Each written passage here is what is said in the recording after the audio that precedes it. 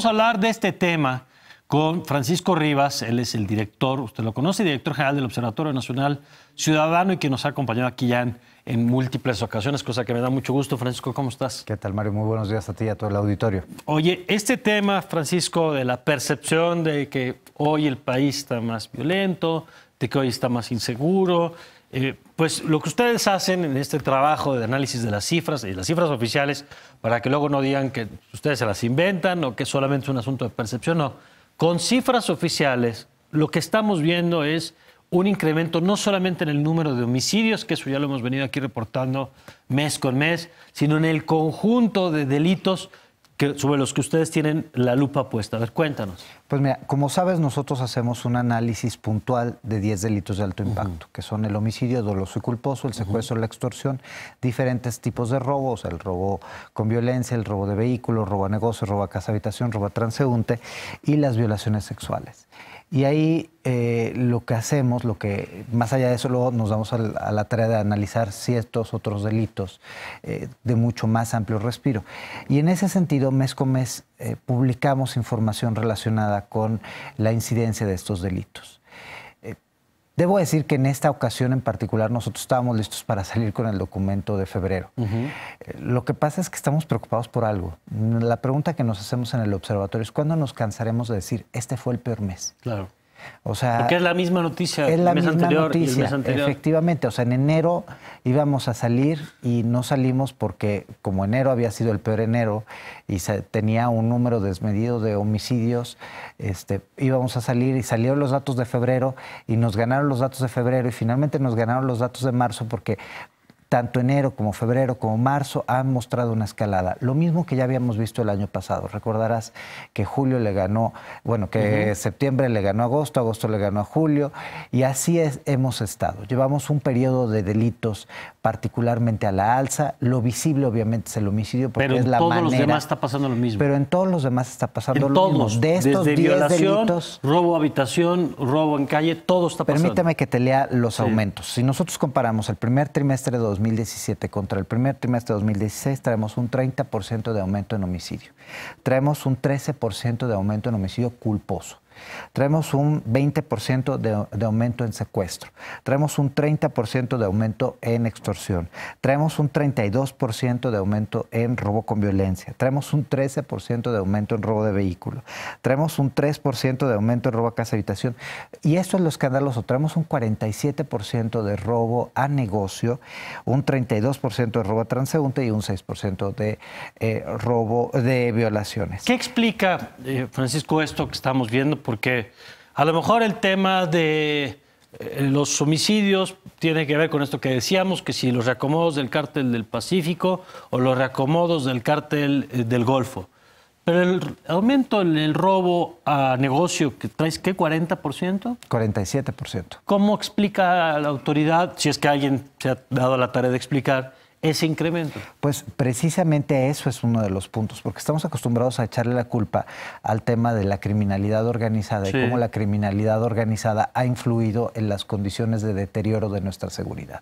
Indudablemente, aún en los delitos comunes, en los delitos del fuero común, sí hay una posible incidencia de acciones relacionadas con integrantes de grupos del caso de extorsión, caso de secuestro. Exactamente, o incluso de los robos, o de personas que de alguna manera se desarticulan, células que se desarticulan de grandes grupos y que se empiezan a dedicar a otros negocios. Sin embargo, la realidad que tenemos enfrente, y en particular, por ejemplo, si volteamos a ver ya con mirada local, pues tú lo que te encuentras es que hay un mercado del trabajo que no está bien remunerado. Te encuentras que hay condiciones sociales que no son óptimas. Tienes una educación que no es una educación de calidad y que no te permite acceder al trabajo. A ver, entiendo eso que señalas y es una realidad. Pero la criminalidad no necesariamente va de la mano de la falta de oportunidades o de la economía. Te pongo un dato. Los estados como Chiapas, que son de los de mayor pobreza en el país, no son los más violentos ni los más inseguros, ¿no? O tú puedes tener Campeche, que es un estado que no... Con poca competitividad. Que tiene muchos problemas económicos, incluso por el tema del petróleo, y niveles de seguridad muy altos. Ahí voy. Precisamente. Entonces, a esos factores que son un caldo de cultivo... O sea, que están en todo el país. Exactamente. Ajá. Tú tienes otros factores que se van agregando. Algunos tienen que ver, por ejemplo, con el tráfico ilegal y el comercio ilegal de armas, que no se ha hecho absolutamente nada por combatirlo de manera seria. Porque la despistolización, los ejercicios de despistolización... Esto de tráeme tu arma y te doy son buenos, una tablet. No son reprochables para nada. Pero no es ahí donde le tenemos que pegar. Porque el que entrega el arma no es el delincuente. Exactamente. Tú sabes que hay lugares en donde se comercia un arma ilegal. Y esas armas ilegales que constantemente se están vendiendo, se calcula aproximadamente, estamos hablando de que el 90% de las armas que están en el país se mantienen de manera ilegal. Entonces, pues ese tipo de cuestiones nos debería de llevar a preguntarnos dónde se comercian, cómo se comercian, cuáles son las redes, dónde están esas redes. El segundo punto es, tenemos un problema de impunidad indudable que luego se conecta con otros dos factores que son los que nosotros en este particular reporte hemos estado insistiendo. Uno es el tema de la corrupción y el otro es el tema de que no les pegamos tampoco al dinero de los delincuentes. Es decir, tú sabes que, por ejemplo, cuando se dan estos robos, estos asaltos, tanto el de transeúnte como a negocio, sobre todo los que ya son como más especializados, hay mercados ilegales de los productos. ¿Dónde está el combate a esos mercados ilegales? ¿Dónde está la extinción del dominio de las tantas y tantas bandas que es esta herramienta que ya tiene el Estado mexicano de confiscarle bienes, incluso propiedades, ¿no? A los delincuentes y que constantemente nos dicen, mira, detuvimos a tantos capos, detuvimos a tantas bandas. Pues eso se debería de transformar en recursos para la autoridad, para generar mejores instituciones, para pagarle mejor a los policías que viven condiciones infames en nuestro país, a los ministerios públicos, etcétera. Y la otra parte es reparar el daño, porque la reparación del daño nadie la estamos volteando a ver. Claro. De hecho, una de las cosas en las que nosotros en particular también presentamos antier cuando hicimos el reporte, cuando presentamos el reporte, fue un acuerdo que acabamos de tener con la Coordinación Nacional Antisecuestro relacionado a tres temas en particular.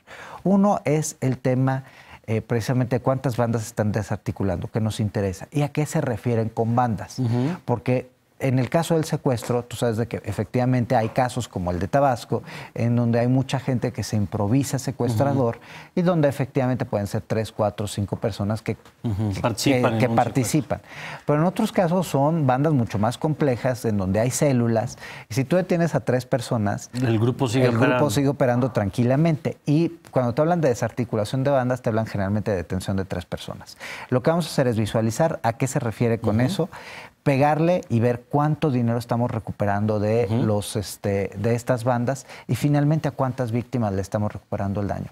Porque hoy esto es un caldo de cultivo y son incentivos para que los delincuentes sigan delinquiendo. De acuerdo. Pues si te parece, Francisco, repetimos muy pronto esta conversación. Con mucho gusto. Particularmente me interesa esto que señalabas, el papel de la corrupción, del que hablamos y luego parece que solamente tiene que ver con las casas o departamentos que desaparecen, y hablar de, así como hemos hablado de la corrupción y las violaciones de derechos humanos, que hay una relación, también la corrupción y el incremento de la inseguridad en el país. Totalmente. Y revisamos también quién ha hecho qué con el dinero que se le ha entregado para esto. Si te parece, revisamos algunos gobernadores que también, y exgobernadores a los que hay que ponerles la lupa encima.